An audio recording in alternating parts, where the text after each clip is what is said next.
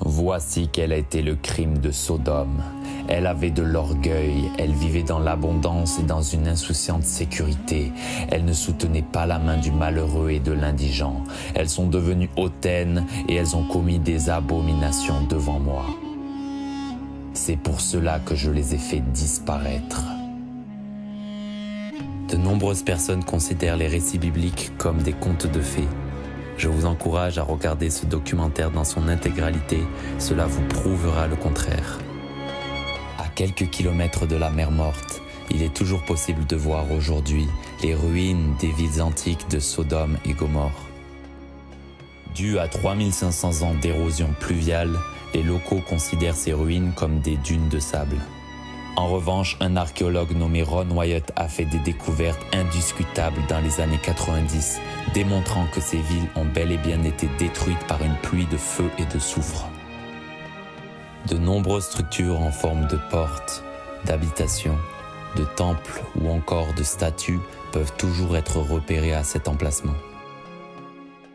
Ces découvertes nous ont permis de reconnaître ces ruines comme les anciennes villes de Sodome et Gomorrhe.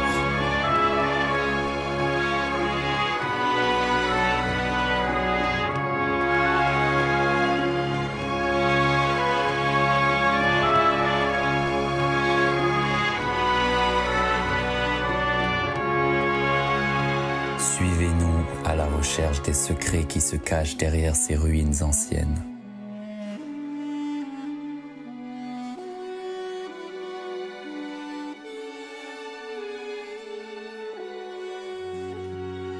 J'espère que vous êtes bien installés. Je vous emmène faire un tour.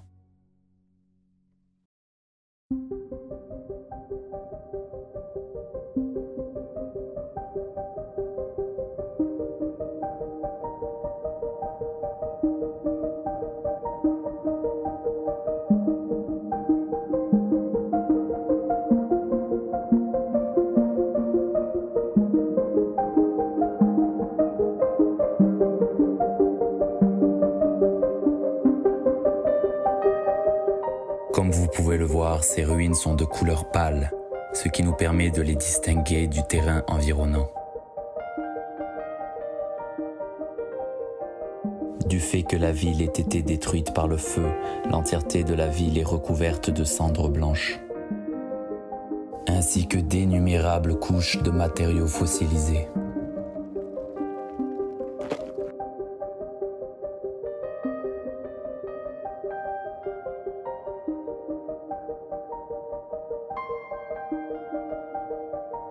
Nous pouvons trouver d'innombrables spirales sur les murs de la ville. C'est dû à ce que nous appelons l'ionisation thermique, lorsque les particules s'attirent et se repoussent, formant ce motif inhabituel. Ces spirales indiquent une température supérieure à 3000 degrés Celsius. Dû à une température extrêmement élevée, nous pouvons voir un dépôt de matériaux fondus sur la surface des murs.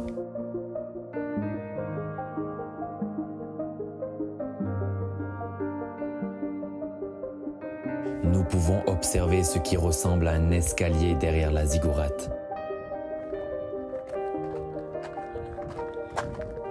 Regardez ça. Cela fait bien 3500 ans qu'il n'a pas été emprunté. Il est temps pour moi de l'utiliser une nouvelle fois.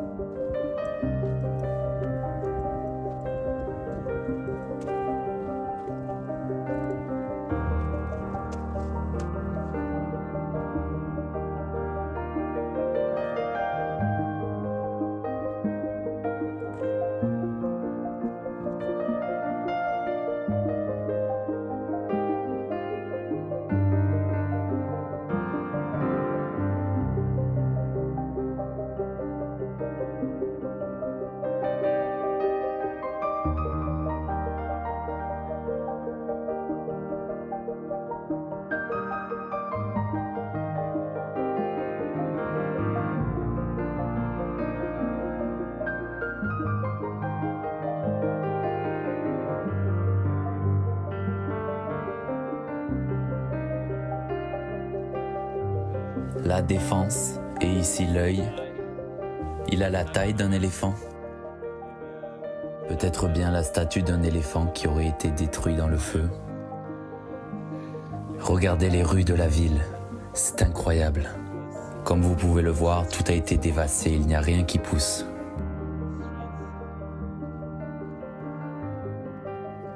Allons-y, continuons.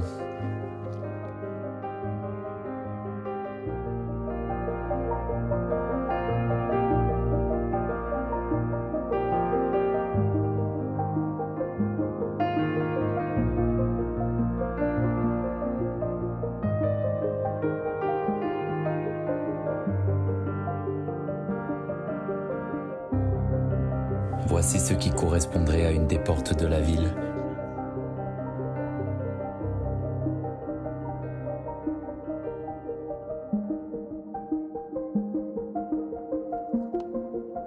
Regardez ici.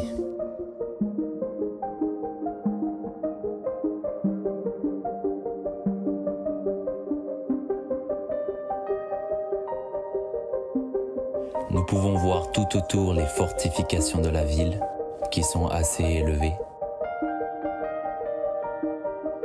Et ici, nous pouvons identifier clairement un mur. Nous pouvons voir ici une ancienne structure en calcaire. Nous pouvons encore observer des traces de soufre. Ici, la pierre est encore jaunâtre due au dépôt de soufre. Voici encore un mur.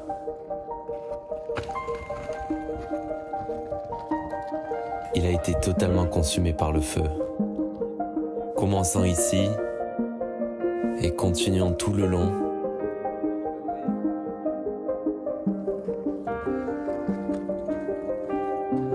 Jusqu'à ici où nous voyons un angle de 90 degrés. Nous pouvons encore trouver des traces de soufre qui a brûlé ce mur. Voici une partie du mur. Nous pouvons encore trouver le dépôt du soufre. Ça pue le soufre. À cette époque-là, les structures de ces villes étaient essentiellement composées de calcaire. La combustion du soufre en présence de calcaire laisse un dépôt blanc comme neige, encore identifiable à quelques centimètres de la surface du sol. Cette poudre blanche est nommée le sulfate de calcium. Elle est le résultat de la combustion du soufre et du calcaire à très haute température. Dans toute la région, ce n'est qu'ici, dans les ruines de Sodome et Gomorrhe, que nous pouvons trouver du sulfate de calcium, en quantité démesurée.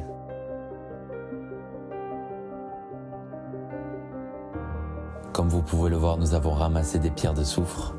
Elles sont facilement identifiables de par leur couleur jaunâtre. Il y en a absolument partout. Regardez ici, en voilà une. Donc voici une pierre de soufre. On la retire. On voit qu'elle est protégée par une fine couche. On peut sentir de suite une odeur nauséabonde caractéristique du soufre. En voilà encore ici. Il y en a partout. La Bible a dit qu'il a plu du feu et du soufre.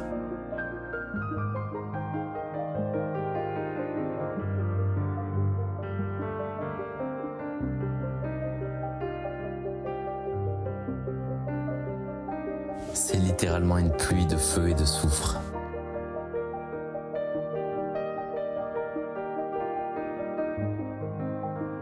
Jusqu'à ce jour, si vous venez aux ruines de Sodome et Gomorrhe, vous trouverez toujours des pierres de soufre comme celle-ci. Ce qui était autrefois une terre fertile et prospère est devenu un désert, car Dieu a fait pleuvoir son jugement sur toute la vallée de la Jordanie.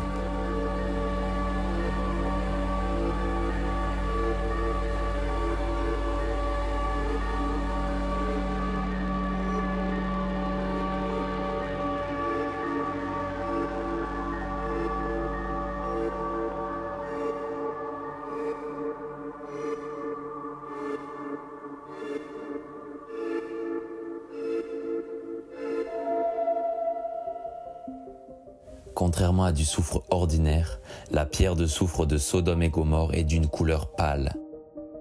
Cette forme de soufre ne peut être retrouvée dans aucune des régions volcaniques du monde et dans aucun des musées de minéraux. Soutenant le récit biblique, aucune activité géothermique n'a jamais été enregistrée dans la région, ce qui confirme qu'une éruption volcanique n'est pas à l'origine de ces pierres de soufre.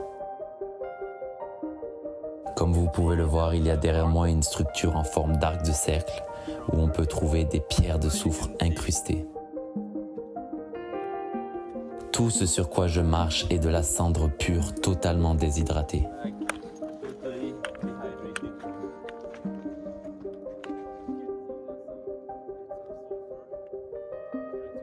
Essaye de zoomer, on va en brûler un morceau.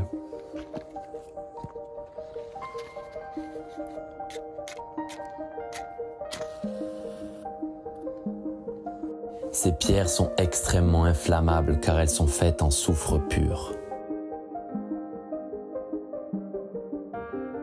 En respirer la fumée provoque l'irritation instantanée de l'œsophage. Une pierre de soufre, une pierre de soufre, une pierre de soufre, une pierre de soufre.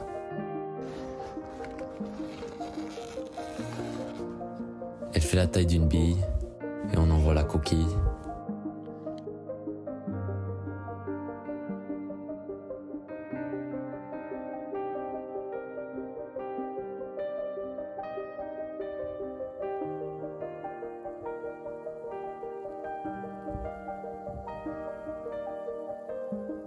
Je l'ai à peine effleuré.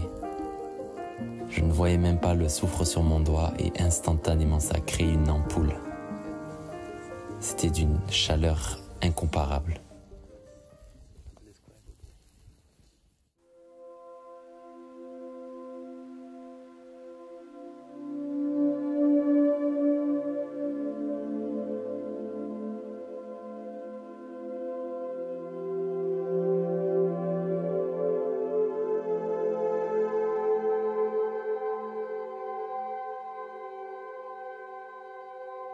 En m'aventurant au centre de la ville, j'ai fait une découverte des plus incroyables.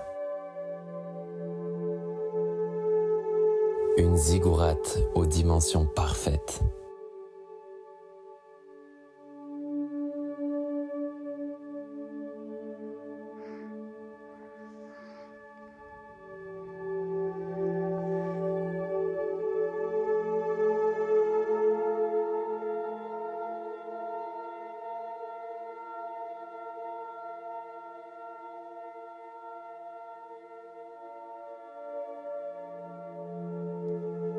Waouh! Regardez la taille de celle-ci. Les plus grandes pierres de soufre que j'ai trouvées sont ici, devant le temple. On voit ici qu'à cause de la température, tout a fondu. Tout a fondu. Regardez la taille à côté de ma tête. Il y en a partout.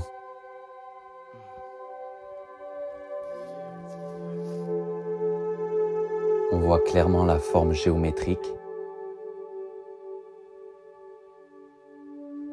Allons voir au-dessus.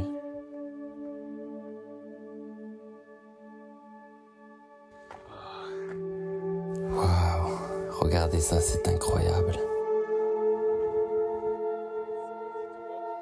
C'est très facile de marcher car, encore une fois, ce n'est que de la cendre.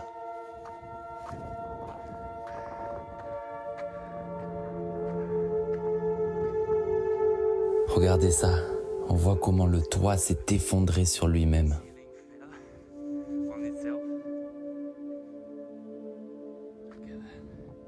Regardez ça et c'est totalement effondré.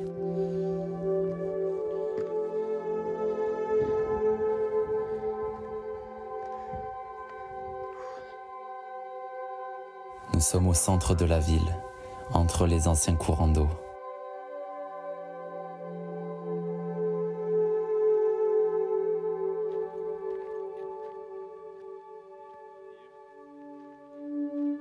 Ici encore, nous voyons une structure surélevée sur une plateforme.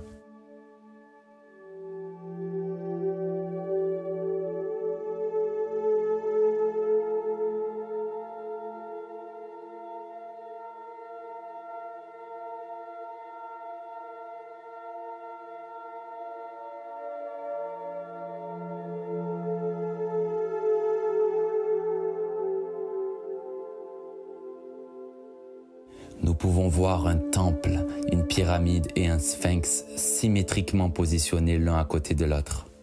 Derrière moi se trouve un sphinx datant de plus de 3500 ans. Le contraste entre les montagnes et la blancheur du sphinx est flagrante. On peut encore en voir les pieds et le visage. Regardez ici la taille de cette pyramide.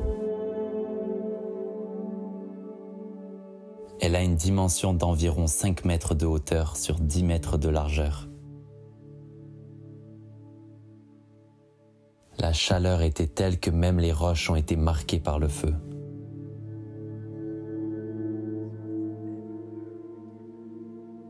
Il y a du soufre absolument partout. Ce sont toutes des pierres de soufre qui ont pris feu. Elles ont toutes été consumées par le feu, contrairement à celles que j'ai dans la main. Il est toujours possible de trouver des milliers de pierres à moitié noires qui auraient brûlé dans le feu. Ces pierres semblent se trouver dans des zones spécifiquement ciblées des villes.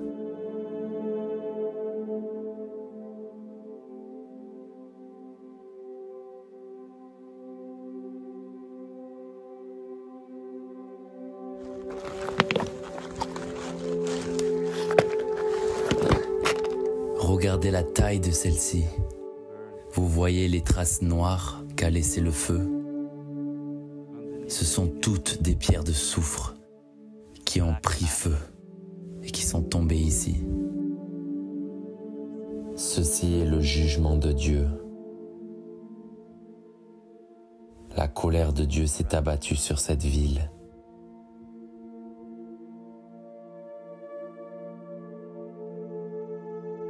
Et personne n'y a échappé. Comme il arriva du temps de Lot. On mangeait, on buvait, on achetait, on vendait, on plantait et on bâtissait. Mais le jour que Lot sortit de Sodome, une pluie de feu et de soufre tomba du ciel et les fit tous périr. Il en sera de même le jour que le Fils de l'homme sera révélé. En ce jour-là que celui qui sera sur le toit et qui aura ses meubles dans la maison ne descende pas pour les emporter, et de même que celui qui est au champ ne revienne pas en arrière. Souvenez-vous de la femme de Lot. Quiconque cherchera à sauver sa vie la perdra, et quiconque la perdra la retrouvera. Je vous dis qu'en cette nuit, 2 personnes seront dans un même lit. L'une sera prise et l'autre sera laissée. Des 2 personnes qui seront au champ, l'une sera prise et l'autre laissée.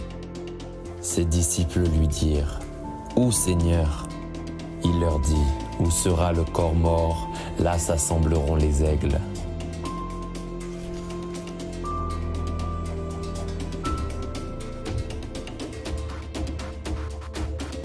Abraham plaida pour que Dieu épargne les justes de la ville.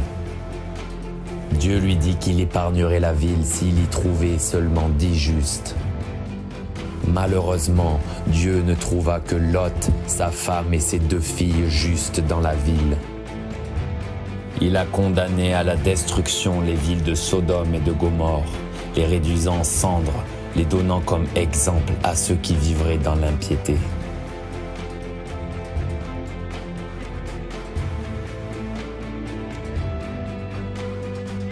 Jésus nous a prévenus, comme il a été au temps de Sodome et de Gomorrhe, il sera à sa venue. Et vous, échapperez-vous au jugement de Dieu ?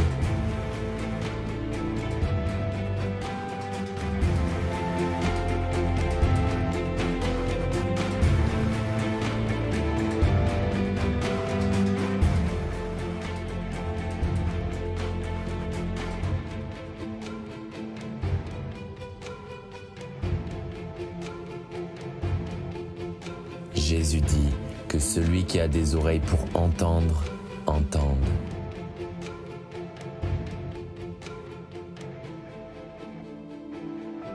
Des questions pressantes subsistent. Pourquoi ce domaine n'a-t-il pas fait l'objet d'une enquête approfondie ?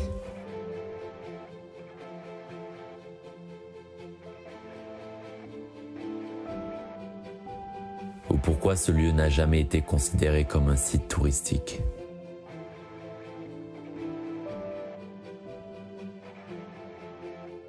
Bien que ces questions ne puissent jamais trouver de réponse,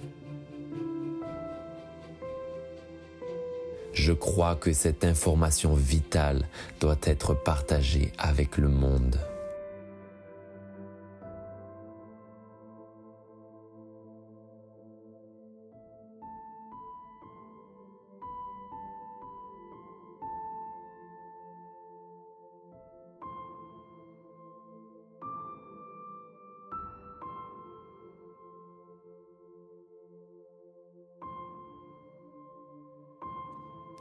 Je veux terminer ce documentaire en vous partageant la bonne nouvelle. Nul ne peut être justifié devant Dieu par ses propres forces, par ses bonnes actions ou par une religion quelconque. Seul Dieu a été prêt à prendre sur lui le prix de nos péchés, à mourir pour l'humanité. Et lorsque nous décidons de nous tourner vers lui, de nous détourner de nos péchés, de l'amertume, de la haine, du mensonge, Dieu nous donnera un nouveau cœur et nous ne voudrons plus briser les lois d'amour de Dieu. Nous n'avons plus besoin d'intermédiaire entre nous et Dieu. Ensuite, nous devons être nés de nouveau d'eau et d'esprit, comme Jésus l'a dit. Dans les eaux du baptême, nous serons lavés de toute souillure, de tout péché, de notre passé. Et nous pouvons enfin recevoir l'Esprit Saint, le Saint-Esprit de Dieu, qui viendra habiter en nous, qui viendra nous laver, nous purifier de toutes nos fautes, afin de marcher dans ses voies. Ce ne sera pas suffisant de demander pardon avec notre bouche à Dieu. Nous devons accepter ce que Jésus-Christ a fait pour nous donner la nouvelle naissance. Et une fois que nous sommes cette nouvelle créature, nous pourrons entrer dans la présence de Dieu et Dieu pourra nous donner la vie éternelle.